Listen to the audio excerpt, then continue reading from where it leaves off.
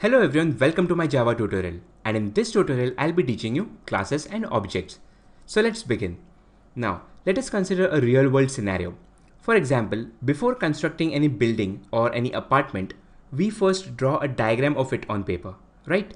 So this diagram will probably have the building's dimensions, then how many rooms it will have, then how the rooms will be internally structured, and things like that. Okay, so based on this diagram the actual building will be constructed. Okay, now in object oriented terminology, the diagram is analogous to a class, and the actual building which is constructed, it is analogous to a object. Okay, so in object oriented programming, the diagram is the class and the actual building is the object.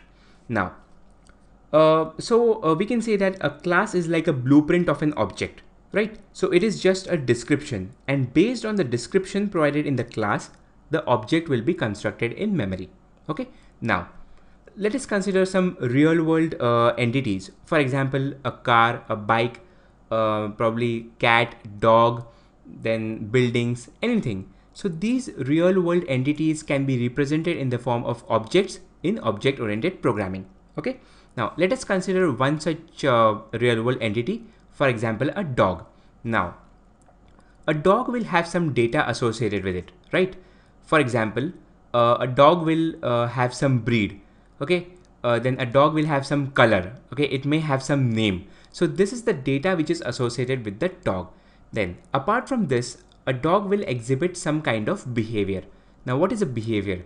For example, a dog can bark, it can walk, it can run, right? So this is the behavior of a dog.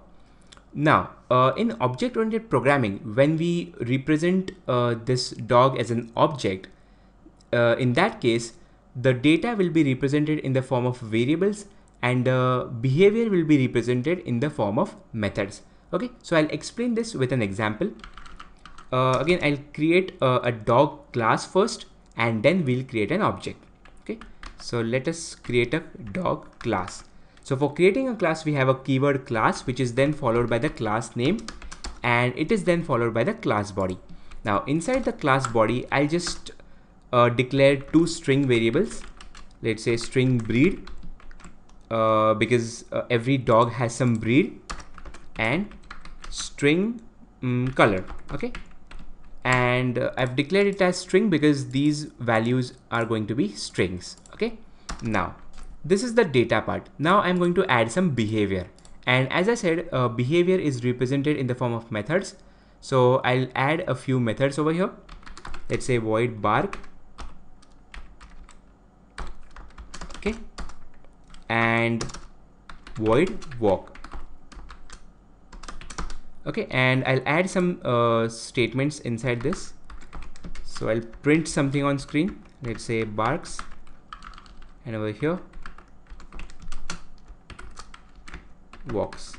Okay, so our class is ready. So this is just a description. Okay, now we'll create the actual object, and for creating an object we just have to say dog, then the reference name is equal to new dog. Okay, so guys, this is the syntax of creating an object, right? And again, in this case, in my previous tutorials I've mentioned that there are two types of data. One is the primitive type and the other one is the reference type.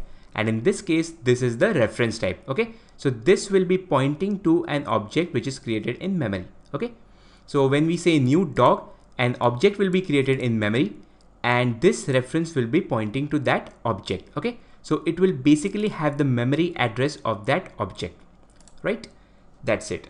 Now we have created our class, we have created our object. Now what I will do is I will invoke these methods on this object. And how do I do it? For invoking methods, I just have to say obj1, that is the name of the reference or the name of the object, dot bark. Okay, so this is the way we invoke any method of an object. So let's run this, and yes, it prints barks.